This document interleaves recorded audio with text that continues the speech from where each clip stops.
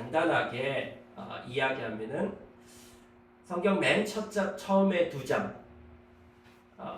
거기가 에덴 동산 이야기가 나오고 있습니다. 그 다음에 창세기 3장부터 계시록 20장까지의 내용이 있고요. 그 다음에 성경 맨 마지막에 보면은 계시록 21장부터 22장까지의 그 내용이 이 에덴이 회복되는 내용입니다. 그러니까 성경 처음과 끝이 이렇게 같습니다. 우리나라하고 또 그렇고 최근에 어떤 글을 쓸 때 보통 서론, 본론, 결론 이런 방식으로 글을 쓰잖아요. 근데 히브리인들은 어떻게 이 글을 썼냐면은 A, B, A 다시 이런 식으로 글을 쓰는 것입니다. 그래서 A하고 A 다시하고 대칭이 돼서 같은 내용이고요. 그 중앙에 있는 B가 굉장히 중요한 그런 내용이다. 그런 식으로 글들을 썼습니다. 성경 전체를 보면은 맨 처음에 A가 처음 2장이고요. A-가 끝에 2장입니다. 그래서 처음과 끝이 같은 내용이라고 할 수 있습니다. 처음은요, 하나님께서 창조하신 내용입니다. 세상을 창조하셨다. 그 다음에 두 번째는 그 끝에는 뭐냐면은 하나님께서 새 창조를 하셨다. 이 새 창조할 때 새자는 뭔가 다른 것을 얘기하는 것이 아닙니다. 지구를 탈출해가지고 어느 곳에 새로운 장소에 뭐를 창조하는 게 아니라 그런 새가 아닙니다. 저기 뉴라고 하는 저 헬라어 단어는 본질이 회복되어지는 것을 이야기합니다. 하나님께서 창조하신 이 세상은 완벽했습니다. 완전했습니다. 그렇기 때문에 저 하나님께서 창조하신 그 세상이 다시금 온전하게 회복되어져서 정말 제대로 작동되어지는 세상이 되어진다라고 하는 것입니다. 그럼 그 중간의 내용은 무엇일까요? 창세기 3장부터 계시록 20장까지의 내용은 인간이 범죄함으로 말미암아서 에덴을 잃어버렸습니다. 저 잃어버린 에덴을 세 분의 하나님께서 우리를 통해서 하나님의 백성을 통해 가지고 회복해 가시는 그러한 이야기입니다.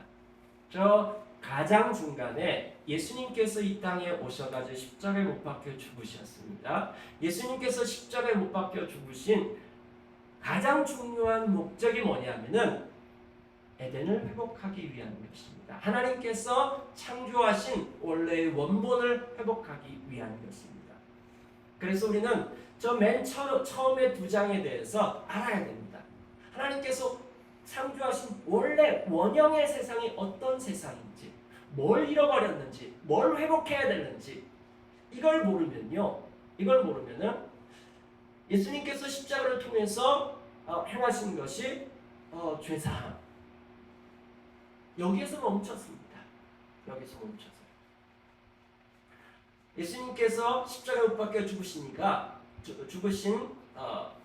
이유가 거기에 그치면 안 됩니다. 우리가 잃어버린 것이 무엇인지, 회복해야 될 것이 무엇인지 알아야 됩니다. 그렇기 때문에 성경 처음 2장이 굉장히 중요합니다. 여러분, 천국에 대해서 상상해 보세요. 천국 하면 떠오르는 이미지가 무엇입니까? 어떤 게 떠오르세요?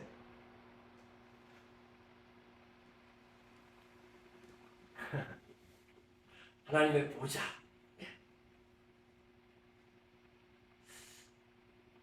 자, 그러면요, 다시 여러분들이 방금 전에 이제 여러분 집에서 떠나왔죠? 여러분 방을 한번 떠올려 보세요.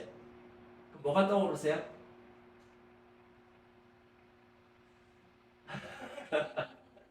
자, 여러분들이 방에 대해서 하면 이미지가 갑자기 탁 뭔가 떠오르죠, 그렇죠? 근데 천국 하면은 이게 갑자기 막 복잡해져요. 뭐가 뭔지 모호하고 막 이렇게 되어집니다. 여러분, 성경 처음 2장 이 에덴 동산 여기에서 천국이 어떤 곳인가? 하나님의 나라라고 하는 것은 어떤 것인가? 천국 하나님 나라는 같은 말이거든요. 하나님의 나라는 어떤 곳인가 하는 것을 우리 발견할 수 있습니다. 그래서 우리 앞으로 몇 주 동안 계속 이 에덴 동산을 탐사할 것이고 에덴 동산 투어를 할 것입니다. 자, 천국 하면 딱 떠오르는 것 기쁨입니다. 기쁨. 왜 그럴까요? 에덴이라고 하는 말이 바로 기쁨이라고 하는 뜻입니다. 천국 가면은 그럼 어떨 것 같으세요? 굉장히 지루할 것 같으세요? 그런 거 별 관심 없으세요? 천국 가면은 지루하지 않습니다. 여러분 요한계시록에 거기 보면은 완성된 하나님의 나라. 자, 그 완성되었다라고 하는 이 말 우리가 종말이라고 얘기하잖아요. 종말을 사람들이 끝으로 이해하는 것이 굉장히 많습니다. 여러분 종말은 끝이 아닙니다. 끝이면 뭐예요? 그 다음에 없어요. 종말은 끝이 아닙니다. 종말이라고 하는 이 헬라 단어는요, 목표라고 하는 뜻입니다.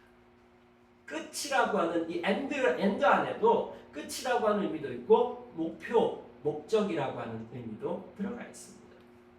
하나님께서 이 역사는 방향과 목표가 있습니다. 그 목표가 완성된 지점, 그것이 바로 종말입니다. 그럼요, 하나님께서 목표하신 그것이 도달되어졌을 때 거기는 진짜 시작이 일어나는 겁니다. 요한계시록은 끝이 아닙니다. 거긴 제대로 작동되어진 하나님의 나라가 진짜 시작되어지는 것입니다. 여러분 지루하지 않습니다. 놀라움이 있습니다. 자, 에덴이라고 하는 말의 뜻은 기쁨이라고 합니다. 그럼 기쁨이라고 하는 것이 뭘까요? 기쁨이라고 하는 것의 사전적인 의미는 욕구가 충족되었을 때 가지는 느낌이나 감정이라고 얘기합니다.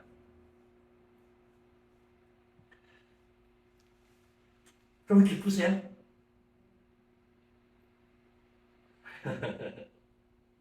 여러분 언제 기쁘세요? 한 주간 동안 기쁘셨어요?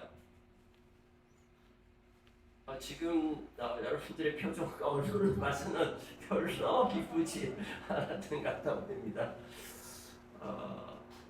네. 기쁨, 어떤 사람들은 뭔가를 소유했을 때 기쁘다라고 기쁨을 느낍니다. 자, 소유에서 오는 기쁨. 뭘 소유할 때 기쁘세요, 여러분? 뭘 소유하면 막 여러분 가운데 막 기쁨이 올까요? 자, 뭔가를 소유했을 때 오는 기쁨이 사실은 그렇게 오래 가지가 않더라고요. 네. 저희 아이가 그 군대에 들어가 있는데 군대에는 이 사병들의 사도신경이 있더라고요. 그걸 초코파이 신경이라고 하더라고요. 한번 읽어볼게요. 어떤 사람이 썼는데요. 전능하사 신병의 위로가 되시는 초코파이를 내가 믿사오며 그의 사촌 오예스를 믿사오니 이는 오리온으로 잉태하사 목사님의 유문을 통해 나오시고 더블백과 군장 속에서 고난을 받사 부서져도 저리로서 행군 나고자와 복무부구자공자를 위로하러 오심이라. 커피와 요구르트를 믿사오며 거룩한 위문과 신병이 함께 나눠 먹는 핫브레이크와 컵라면과 짜파게티와 영원한 단팥 도너츠를 믿사옵나이다. 라면. 이게 신병 초코파이 신경으로 아주 유명합니다. 근데 군인들이 이등병만 끝나고 나도 초코파이 땡깁니까? 네? 그리고 제대하고 난 다음에 여전히 초코파이 드시고 싶으세요? 별로 그렇지 않죠. 거기 있을 때 그거 하나 더 이렇게 받아. 제가 사단 군종병이었거든요. 초코파이 나눠주는 사람이었습니다. 줄 서가지고 다시 돌아와가지고 하나 더 달라고 하고 그렇습니다. 뭔가를 이렇게 소유했을 때 거기 안에서 즐거움이 있죠. 자, 즐거움이라고 하는 말하고 기쁨이라고 하는 말은 같을까요? 같기도 하고 다를 수도 있죠. 어떤 때는 즐거운데 기쁘지 않을 수 있습니다. 뭔가 누군가에게 돈을 훔쳐가지고 막 돈을 펑펑 쓰는 거야. 되게 즐거워요. 근데 마음속에는 기쁘지 않아요. 그럴 수 있죠. 재미있는 것과 기쁨이 같은 의미일까요? 쾌락, 짜릿함이 있어요. 뭔가 이렇게 어디에선가 재미에 푹 빠져가지고 거기로부터 기쁨을 찾기 시작하는 거예요. 거기에서 위로도 받고 그 다음에 짜릿함도 경험합니다. 근데 이 기쁨은 조금 중독성이 있잖아요. 그렇죠? 자꾸 우리로 하여금 좀만 더 이렇게 하게 만드는 것이죠.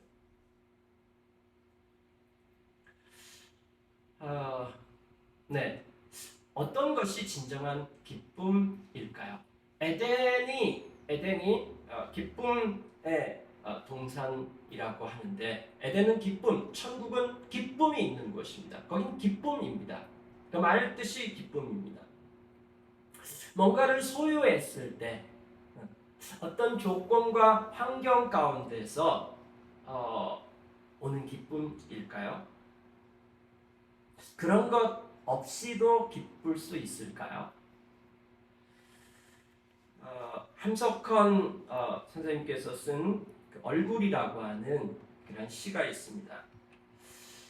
그 얼굴만 보면 세상을 잊고 그 얼굴만 보면 나를 잊고 시간이 오는지 가는지 모르고 밥을 먹었는지 아니 먹었는지 모르는 얼굴. 그 얼굴 대하면 키가 하늘에 닿는 듯 하고 그 얼굴만 대하면 가슴이 큰 바다 같아. 남을 위해 주고 싶은 맘 파도처럼 일어나고 가슴이 그저 시원한 그저 마주 앉아 바라만 보고 싶은 참 아름다운 얼굴은 없단 말이냐.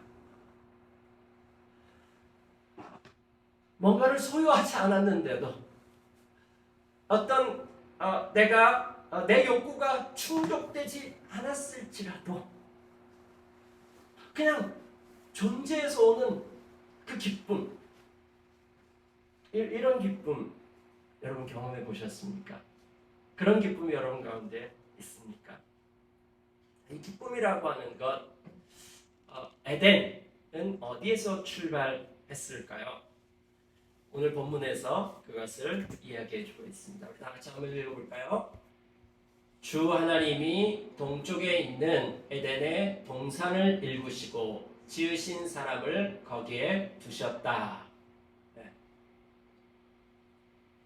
봐보니까 하나님이 동쪽에 있는, 저 동쪽에 있다라고 하는 말은 무슨 말이냐면은 저 단어가 두 가지 의미가 있습니다. 하나는 동쪽이고요. 하나는 태초에라고 하는 그런 의미입니다. 그러니까 동쪽이라고 하는 표현도 지금 이 창세기를 처음 듣는 사람들이 누구냐면은 출애굽한 이스라엘 백성들이거든요. 자, 거기에서 봐보면은 그 에덴이 동쪽 방향이다. 뭐 그렇게 이 메소포타미아라든지 그쪽이라고 한다면은 그 동쪽 방향이 있기 때문에 그런 말이 될 수도 있는 거고요. 그런데 그거보다는 이 동쪽이라고 하는 것이 하나님께서 창세 전에 시작할 때에 그렇게 보는 것이 훨씬 더 해석이 문맥상 맞는 것 같습니다. 그러니까 하나님께서 태초에 에덴 동산을 일구셨다. 하나님께서 에덴 동산을 만들었다. 그러니까 에덴이라고 하는 곳의 창시자가 하나님이시라고 하는 것입니다. 자, 에덴이라고 하는 말이 뭐라고 그랬죠? 기쁨이라고 했습니다. 기쁨. 그래서 낙원이라고 얘기하잖아요. 낙원. 기쁠 희락. 기쁨이잖아요. 낙원. 자, 하나님께서 에덴의 창시자이십니다. 이걸 다른 말로 하면은 기쁨의 창시자, 기쁨의 근원이라고 이야기할 수 있습니다. 왜 그럴까요? 왜 그렇게 얘기할 수 있을까요? 자, 하나님이 어떤 분이신지를 우리가 좀 이해해야 될 필요가 있습니다. 창세기 1장 26절 우리 한번 읽어볼까요? 시작.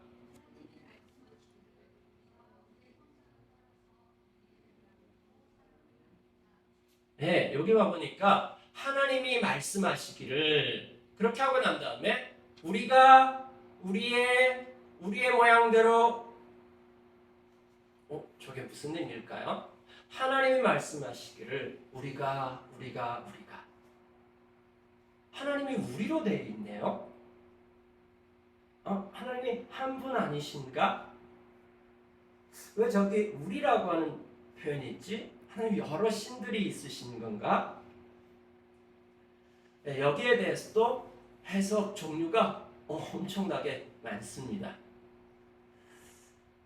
근데 성경 안에서 이 전체적인 맥락, 성경이 어떻게 성경에 대한 해답을 주고 있는지 이렇게 좀 흐름들을 봐보면은 우리가 대충 좀 파악을 할 수 있습니다.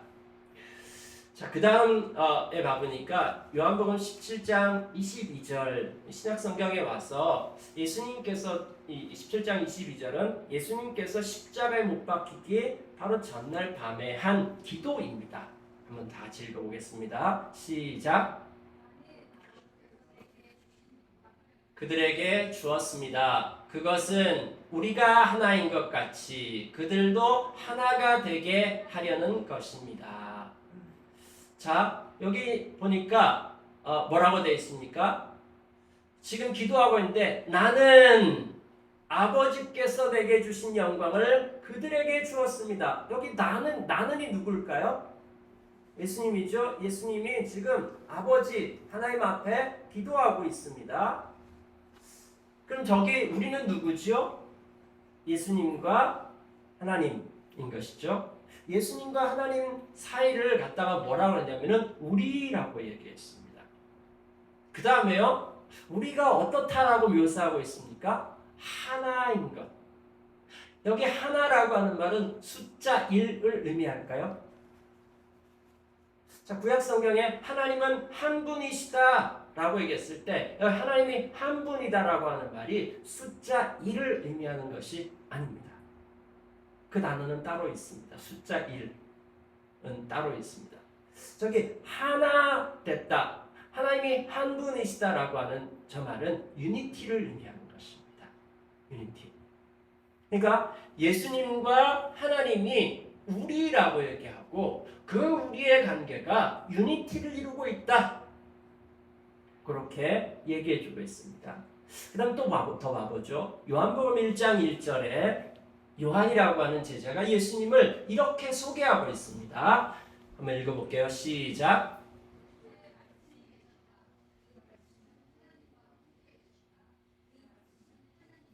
예, 요한은 예수님을 말씀이라고, 로고스라고, 이 만물의 근원, 로고스라고 그렇게 소개하고 있습니다. 그런데 태초에 저 말씀을 예수님이라고 지금은 좀 바꿔서 불러보죠. 태초에 예수님이 계셨습니다. 그 예수님은 하나님과 함께 계셨다.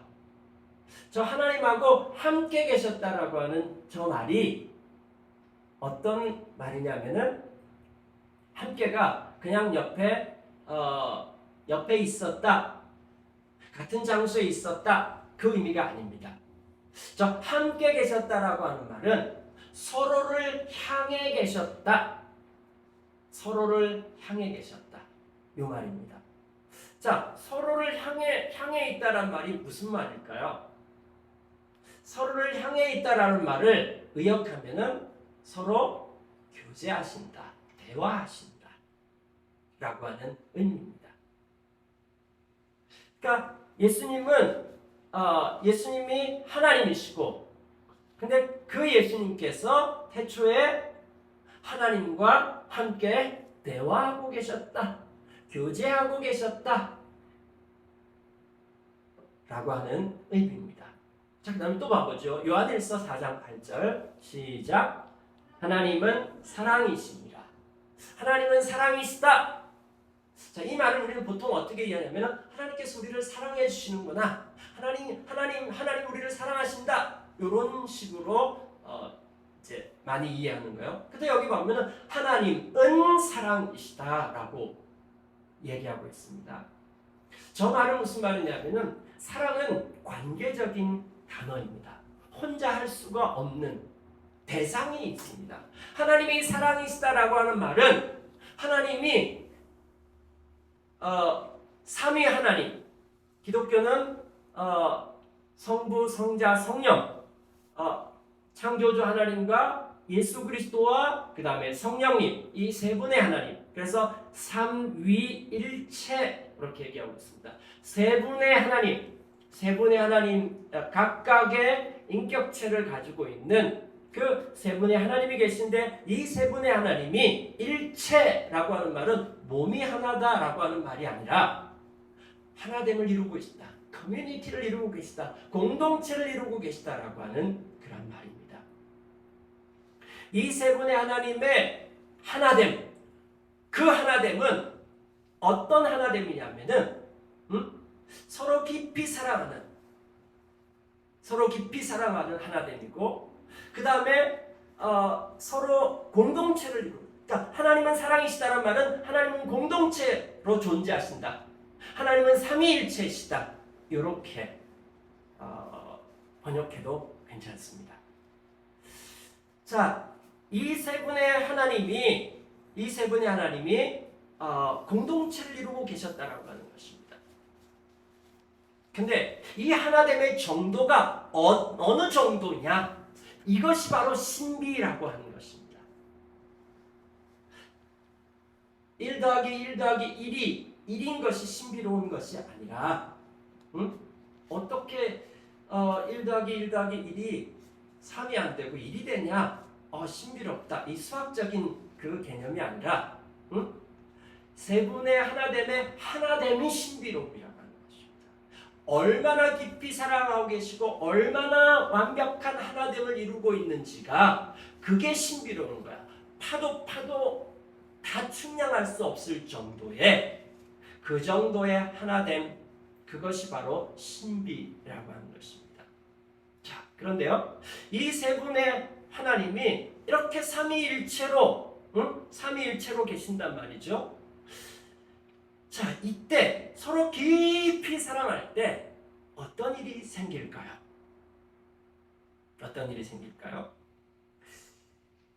요한일서 1장 1절부터 4절까지 한번 봐볼까요? 네, 우리 다 같이 한번 읽어보도록 하겠습니다. 시작.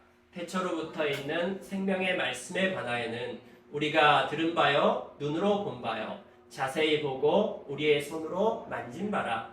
이 생명이 나타내신 바 된지라. 이 영원한 생명을 우리가 보았고 증언하여 너희에게 전하노니, 이는 아버지와 함께 계시다가 우리에게 나타내신 바 이시니, 우리가 보고 들은 바를 너희에게도 전함은 너희로 우리와 사귐이 있게 하려 함이니, 우리의 사귐은 아버지와 그의 아들 예수 그리스도와 더불어 누림이라. 우리가 이것을 쓰면 우리의 기쁨이 충만하게 하려 함이라. 여기 내용 봐보면은 태초에 있는 생명의 말씀 예수님이라고 그랬죠. 그러니까 요한이 아버지와 함께 계셨던 예수님께서 이 땅에 오셨어. 그래서 우리가 받고 함께 지냈어. 눈으로 봤고 손으로 만졌고 같이 밥도 먹고 이렇게 했어. 그분으로부터 우리는 이 생명을 받았어. 근데 그 생명을 받았는데, 그 생명의 DNA가 뭐냐면은, 그 생명이 생기니까 어떤 결과가 생겼냐면은 사귐이라고 하는 것이 시작이 됐다는 거예요. 사귐. 생명의 결과가 사귐이라고 얘기하고 있습니다. 우리의 사귐은 아버지와 그의 아들 예수 그리스도와 더불어 누립니다. 그러니까 우리가 교회가 되고 서로 사귀는 이것들이 어떻게 이렇게 됐느냐? 그것은 하나님, 세 분의 하나님을 알고 난 다음에 그분을 알고 난 알고 난 다음에 우리는 어떻게 됐냐면은 서로 사귀는 존재가 됐다는 것입니다. 하나님하고 관계가 시작되었고요. 그 다음에 옆에 있는 사람하고 사귐이 시작되었습니다. 저 생명은 어떤 그 결과를 가져오냐면은 사귐이라고 하는 결과를 가지고 오는 것입니다. 근데 저 사귐이 어떤 결과를 낳고 있습니까? 두 번째 와보니까 기쁨이라고 얘기하고 있습니다. 기쁨. 자, 세 분의 하나님이 서로 깊이 사랑했는데 그 관계 안에서 깊이 사랑할 때 바로 거기에서 기쁨이라고 하는 것이 나오는 것입니다. 하나님께서 에덴에 동산을 창설하셨다. 하나님께서 에덴을 창설하셨다라고 하는 것은 무슨 의미냐면은 그 에덴은 어디로부터 나오냐면은 세 분의 하나님의 교제, 관계로부터 나오는 것입니다. 세 분의 하나님께서 너무너무 사랑 가운데 하나됨 가운데 그 관계로 말미암은 기쁨, 관계로부터 기쁨이 나옵니다. 소유로부터 기쁨이 나오는 것이 아니라 뭔가를 소유하지 않더라도 기쁜 것입니다. 여러분들 연애할 때 그런 거 좀 느껴보지 않으셨어요? 저는 29살 때 이제 그 정식으로 첫 번째 이렇게 한 사람을 만났는데 그게 지금 저의 아내입니다. 그때 저의 그 여러 가지 형편들이 집안도 그렇고 아주 여러 가지 부분에 있어서 몸도 그렇고 거의 종합병원이었습니다. 몸도 그렇고 집안도 그렇고 암울했습니다. 제 인생 가운데 그 정도로 암울했을 때가 있을지 모르겠는데 전 돌이켜보면요 그때가 너무 이렇게 좋습니다. 생각하면은 연애를 시작을 했거든요. 그래서 주변 환경은 그렇게 안 좋았는데 제 마음 가운데 차오르는 기쁨이 있었습니다. 놀라운 기쁨이 있었습니다.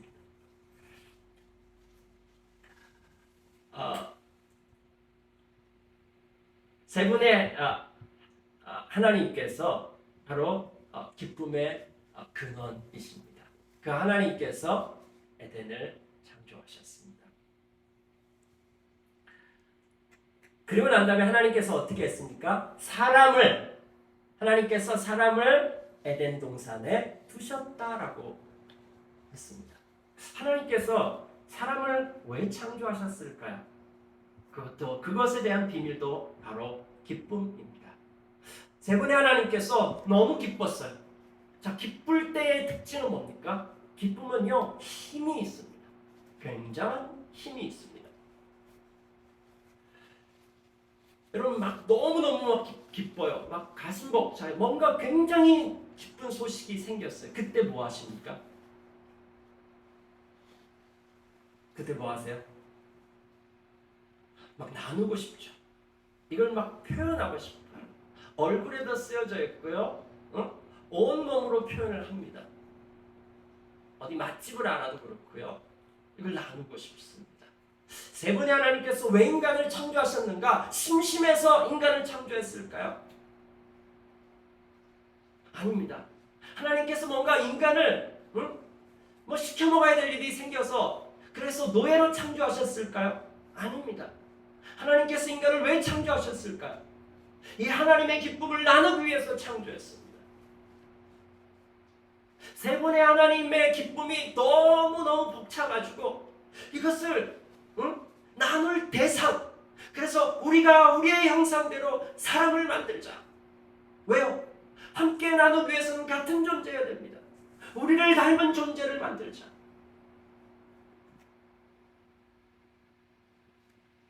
그래서 하나님께서 왜 인간을 창조하셨나? 기쁨을 나누기 위해서입니다. 그래서 우리는 하나님과의 관계 가운데 있을 때 우리가 기쁨이 있고 그 삼위 하나님의 관계. 아까 예수님께서 기도할 때 뭐라고 기도했습니까? 이렇게 얘기했죠. 우리가 하나인 것처럼 저들도 하나 되게 하여 주옵소서. 그럼 요 문구 안에서 뭘 발견할 수 있냐면은 내가 지금 내일 십자가에 못 박히는 이유가 저들을 하나 되게 하는 것. 그게 원래 저들의 모습인 거예요.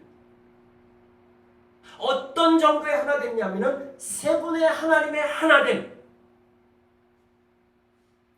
그게 우리의 원래의 모습이었다라고 이야기하는 것이죠. 자, 우리는요, 인간이 왜 특별하냐? 인간의 특별함은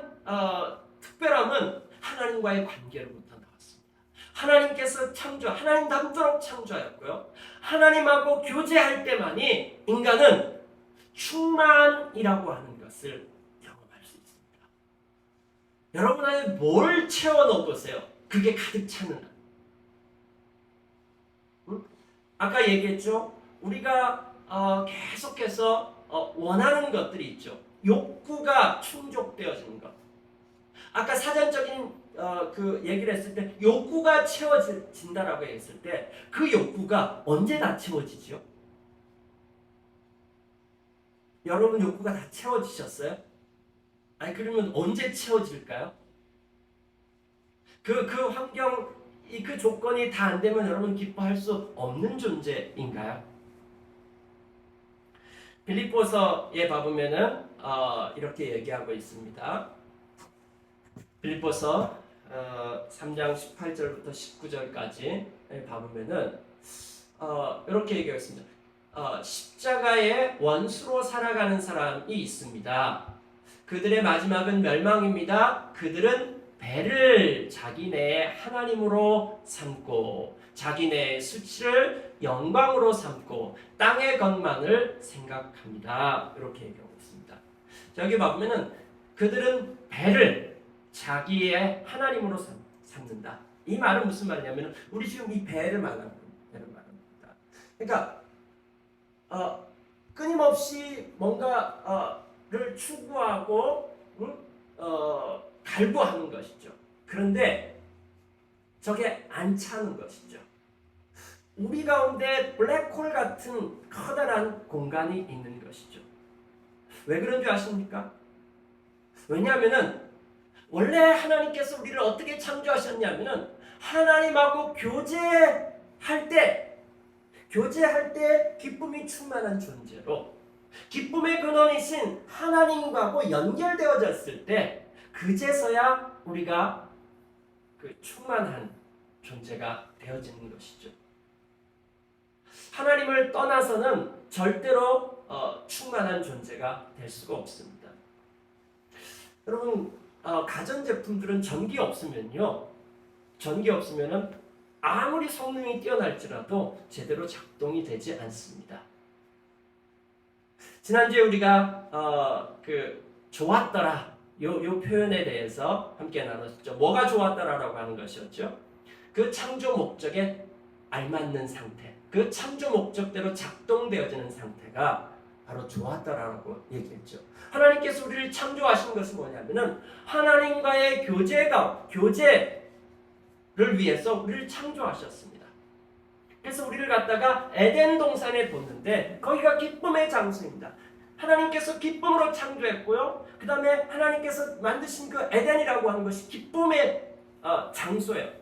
왜 거기가 기쁨의 장소일까요? 거기가 하나님하고 만남의 장소이기 때문에 그렇습니다. 하나님하고 교제하는 장소이기 때문에 그렇습니다. 그래서 성경 전체에 보면은 이 에덴에 대해서 에덴을 떠나버리고 난 다음에 하나님께서 이스라엘 백성을 통해 가지고 이들을 회복시키려고 하죠. 그 가운데 하나님께서 너희들을 회막 만들라고 얘기했어요.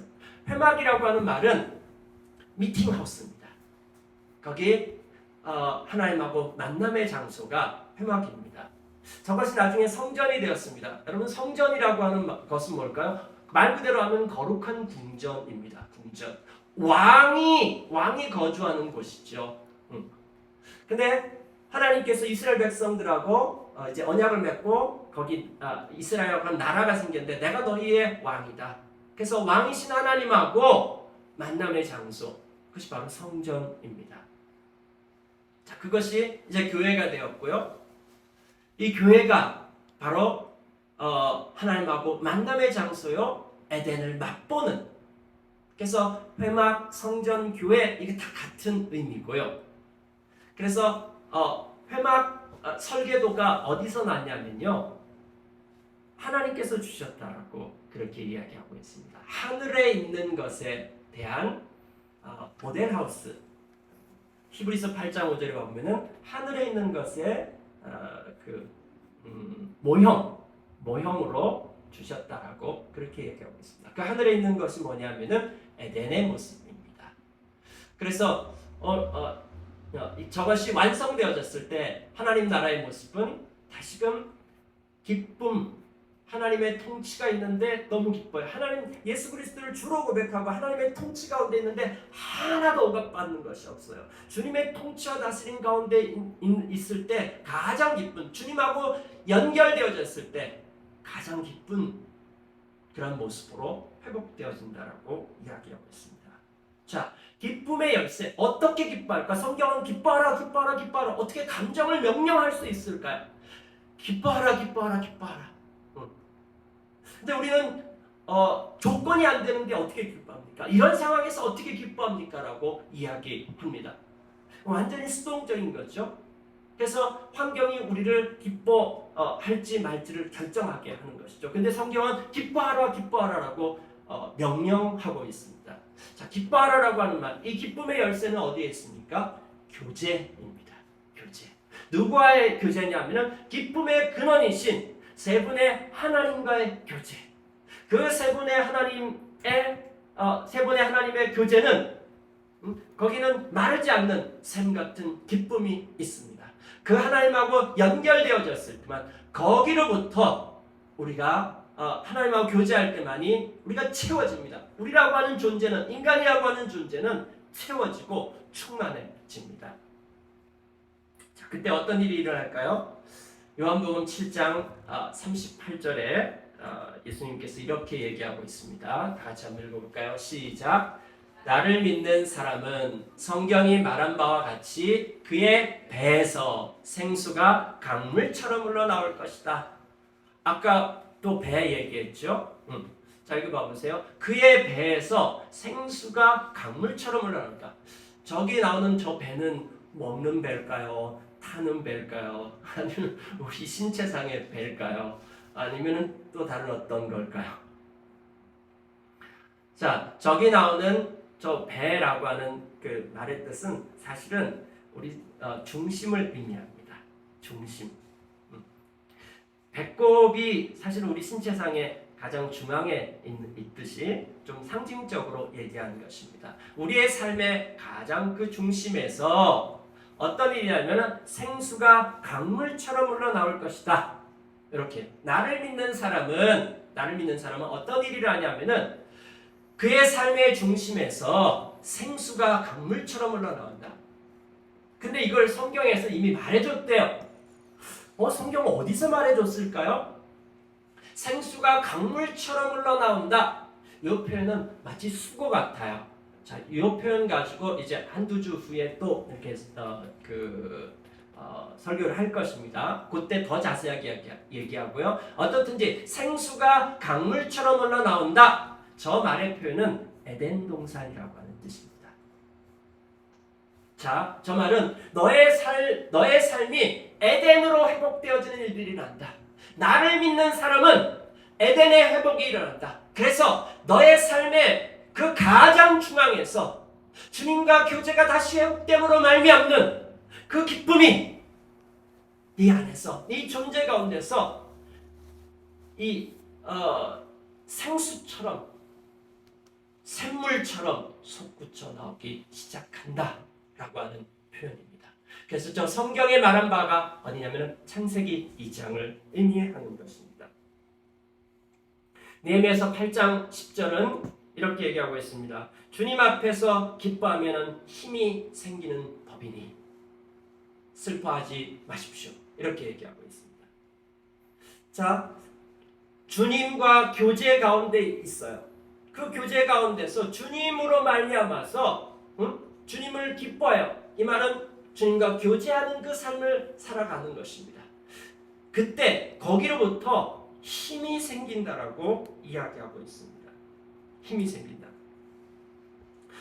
주님과 그 교제할 때 우리 가운데 말할 수 없는 그 어디에서부터 오는지 모르겠지만 우리 안에 생기가 돌기 시작합니다. 힘이 생기기 시작합니다. 에너지가 생기기 시작합니다. 왜요? 우리 원래 그렇게 창조되어졌습니다. 그렇게 창조되어졌습니다. 하나님으로 가득 차기 시작했을 때, 하나님으로 말미암아서 하나님의 기쁨이 내 안에 있기 시작할 때, 그때 우리 안에 있는 모든 것들이 작동되어지기 시작합니다. 여러분, 우리 몸 안에 엔돌핀이 있다라고 그러잖아요. 언제 엔돌핀이라고 하는 것이 우리 안에서 분비가 될까요? 막 기쁠 때 그런 것이 분비가 된다라고 얘기하는 거죠. 그 다음에 사랑받을 때, 기쁠 때, 그때 엔돌핀이 우리 몸 안에서 돌기 시작하는 것이죠. 그것이 그러한 분비물이 우리 체내에 있다라고 하는 거잖아요. 근데 그 이후에 더 이것보다 한 3,000배 더 강력한 것을 또 발견했죠. 다이돌핀이라고 하는 거죠. 그것이 또 우리 몸 안에 있다라고 하는 거죠.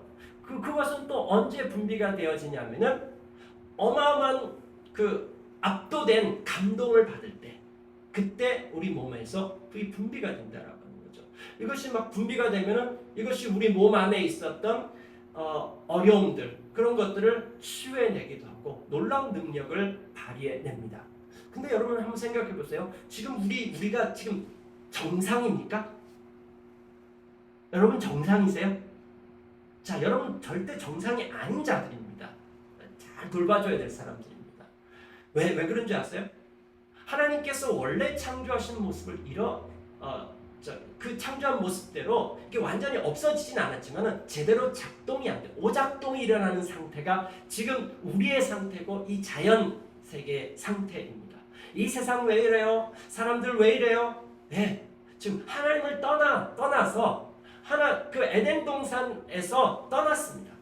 떠나가지고 하나님을 떠나가지고 하나님하고 연결되어져 있어야 될 존재들이 하나님하고 연결되어져 있지 않고 우리가 가지고 있는 자원과 우리가 가지고 있는 능력, 자기의 욕망을 신으로 삼고 살아가고 있습니다. 그래서 우리의 상태가 지금 하나님께서 원래 창조했을 때에 우리의 모습, 병들고 아프고 분쟁과 이 수많은 것들이 있었을까요? 아니요, 그렇지 않습니다. 맨 마지막에 완성될 하나님의 나라, 하나님께서 모든 눈물을 닦아주시며 모든 고통과 이 모든 것들이 사라질 것이라고 이야기하고 있습니다. 자, 지금 우리에 있는 이 모습이 이 정상이 아닌데, 근데 정상이 아닌 이 상황 가운데서도 엔돌핀과 다이돌핀이 발견되어지죠. 그러면요, 하나님 원래 창조했을 때 우리의 모습은요, 그 에덴에서의 우리의 원래 삶은요, 다이돌핀하고 또 비교할 수 없는 상태인 것이죠. 그게 우리의 원본의 모습인 것이죠. 자, 그래서 이 주님과의 교제 관계 가운데 있을 때 어떤 일이 납니까? 베드로전서 1장 8절 한번 읽어볼까요? 시작. 예수를 너희가 보지 못하였으나 사랑하는도다. 이제도 보지 못하나 믿고 말할 수 없는 영광스러운 즐거움으로 기뻐하니. 베드로가 지금 보낸 저 편지는 지금 굉장한 고난 가운데 있는, 핍박 가운데 있는 사람, 그 교회에게 보낸 편지입니다. 너희가 예수를 보지 못하였으나 사랑하는도다. 이제도 보지 못하나 믿고 말할 수 없는 영광스러운 즐거움. 이게 소유로부터 나오는 것이 아니다. 무슨 재미로부터 나오는 것이 아니에요. 믿고 말할 수 없는 영광스러운 즐거움. 이거 경험해 본 적 있으세요? 말할 수 없는 영광스러운 즐거움으로 기뻐한다. 다이돌핀이 막 돌고 있는 것이죠. 그래서 그렇지 않은 수많은 환경 가운데서도 기뻐하는 것입니다. 그 기쁨의 능력으로 말미암아서 그 에너지로 말미암아서 우리가 있는 그곳에 에덴 동산을 일구고 그 에덴 동산이 확장되어져가는 일들이 일어나는 것이죠. 자, 이 하나님 나라 맛보기를 어디서 할 수 있을까요? 교회인 것입니다. 여러분들이 가는 곳마다 여러분들은 하나님 나라의 대표자들인 것입니다. 없는 것을 만들 필요는 없지만은 여러분 안에 그 그리스도인이 된다라고 하는 것은 하나님과 관계가 시작되어지는 것이고 에덴을 살기 시작한다라고 하는 것입니다. 그래서 주 안에서 항상 기뻐하라. 어디에서 기뻐할 수 있냐면요. 기쁨의 근원 대신 주님 안에서 주님과의 교제 가운데 있을 때 그때 우리가 기쁨으로 가득 차게 되어지는 것이죠. 그 기쁨으로 가득 차기 시작하면요. 우리 안에 그냥 멈췄을 수가 없습니다. 흘러가게 됩니다. 반드시 흘러가게 되고요. 기쁨은 세 분의 하나님께서 가득 찬 기쁨으로 또 그것을 가지고 나누셨던 것처럼 우리의 삶을 통해서도 그와 같은 일들이 일어나기 시작합니다. 기쁨은요 또 다른 생명을 낳습니다. 왜요? 나누고 싶어요. 막 나누고 싶어요. 못 견뎌요. 자발적이 되어져요. 그럼 기쁘면요 막 자원합니다. 막 시켜서 억지로 그런다. 하나님 나라는 억지로의 나라가 아닙니다. 거기 안에는 말할 수 없는 영광스러운 즐거움이 가득한 것입니다. 여러분 주 안에서 기뻐하십시오. 에덴을 경험하십시오. 그리고 이 주비전 스토리 교회가 에덴 체험장이 되었으면 좋겠습니다. 하나님 오늘 우리에게 주신 말씀 가지고 이 시간에 좀 묵상하고 나누는 시간 갖도록 하겠습니다. 이 시간 한 1, 2분 정도 오늘 말씀 기억하시면서 또 여러분들에게 나눠준 그 내용 여러분들이 필기하신 사람들도 있을 것이고 좀 이렇게 오늘 들은 말씀 가운데서 하나만 잡으시면 됩니다. 네. 그래서 나에게 주신 감동이 무엇이고 그런지에 대해서 잠깐 묵상하는 시간 갖고 함께 나누도록 하겠습니다.